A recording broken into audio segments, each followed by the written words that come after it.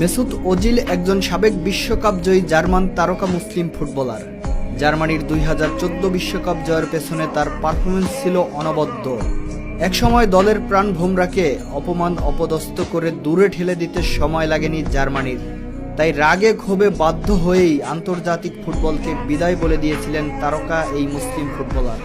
একজন মুসলিম ফুটবলার হওয়ার কারণে তাকে যে কতটা অপমান অপদস্থ করেছে জার্মানি তা অজানা নেই কারণ।